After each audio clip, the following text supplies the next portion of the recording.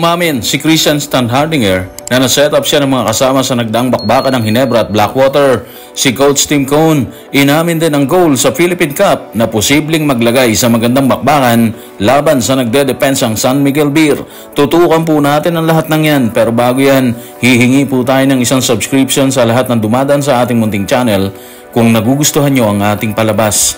Kung medyo mabigat ang subscription, siguro kahit isang like at isang share na lang po yan. Okay na po ako dyan. Maraming salamat. Matapos ang kontrobersyal na pagbangko sa fourth quarter ng bakbakan ng Ginebra at Terra Firma, kumamada ng 33 points si C-Stand sa laban ng Ginebra at Blackwater at tuluyang basagin ang dalawang sunod na pagkatalo. Sa interview ng media, ibinahagi niya ang ginawa ng kanyang teammates dahilan para muli siyang pumutok sa bakbakan. Ano nga ba ang ginawa nila kay Christian Standhardinger? Tutukan po natin si Christian sa report ni Ralph Edwin Villanueva ng Philstar. Nagkaroon lang ako ng magandang pagkakataon ngayon na setup ng mga kasama. Nakita nila kung saan ko kailangan. Okay, so tingnan natin yung setup na sinasabi niya ha. Sa eksenang yan makikita ang dala ni Jamie yung bola. Si Christian andon sa kaliwang gilid na kasalukuyang binabantayan ni Justin Chua. Ginawa ni Jamie, ibinato niya ang bola kay Mab na nasa 3-point area. Gagawin naman ni Mab, dadrive po siya mula dyan patungo sa gawing kanan.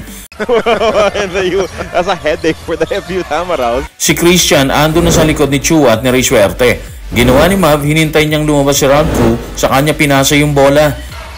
No, but he was... Bunga ng paglabas ni Ku, bumukas ang depensa ng Blackwater kay Christian, kung saan makikita natin ngayon na tumataas na ang kamay para hingin ang bola kay Ku. Maluwag na kasi siya dyan, wala nang defender. Hindi na pinatagal ni Ralph Ku yan, ibinaton niya kay Christian ang bola.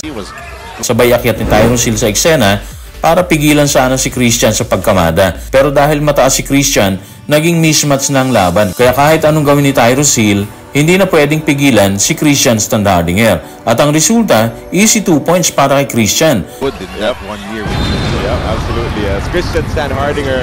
So sa tingin natin, isa yun sa mga play na masasabing na setup talaga siya ng maayos ng kanyang kupunan. Kung kumamada ng napakalaking 33 points si Christian sa bakbakan, hindi naman maikakaila ang naging presensya ng nagbabalik na si Scottie Thompson. Kumamada kaagad siya ng 4 points, 7 rebounds, 8 assists at 2 steals. Walang duda, nagtrabaho ng maayos ang kanyang buong kupunan. Bunga niyan, nagbigay ng pahayag si Coach Tim Cone. Ano kaya ang masasabi niya matapos makaahon mula sa dalawang sunod na pagkatalo? Tutukan po natin si Coach Tim sa report ni Ruben Terrado sa Spin. Magandang jumping off point ang gabing to para sa amin. Ang bigat ng linggong to mula sa 2 talo at matalo ng 3 sa huling 4 na laro.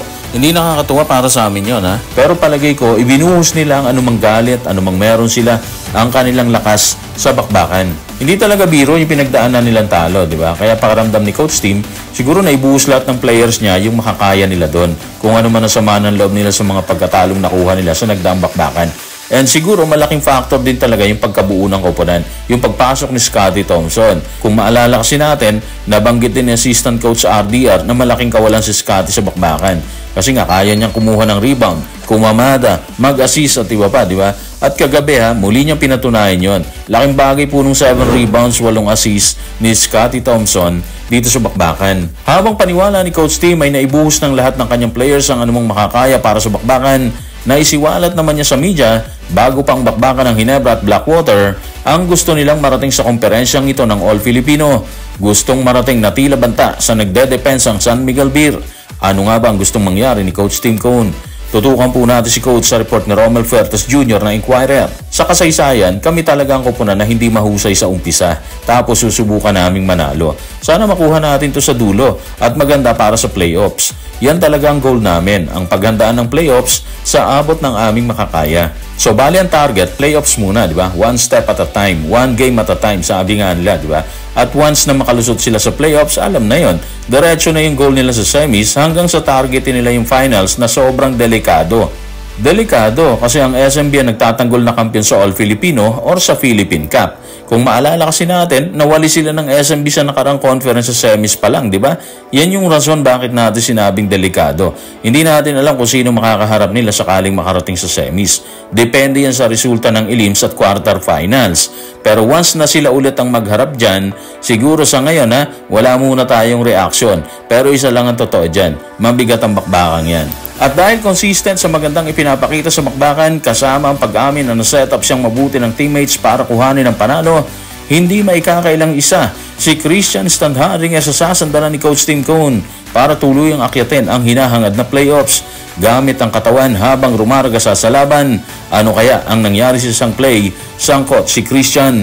Okay, so tingnan natin na isang video, ang isang clip kung saan makikita natin si Christian ginamit yung kanyang katawan. So sa eksena makikitang rumargas ang dala ni Ralph Koo ang bola. With Ralph Koo on the attack. Dahil masikip sa loob, ipinasya niyang huminto kung saan makikitang nasa likuran si Scotty Thompson. Nasa gawing itaas naman si Maverick at si Christian Standharinger nasa dulong kanan na binabantayan ni Christian David.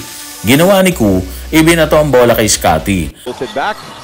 No need to run. Sa oras na yon, nagpupumiglas na si Christian habang dinidikitan ni David. At nang makakuha ng pwesto si Christian, tuluyan ang ibinato ni Scotty ang bola sa kanya. As they deliver the ball to Scott. Dala ang kalamangan na 3 pulgada kay David.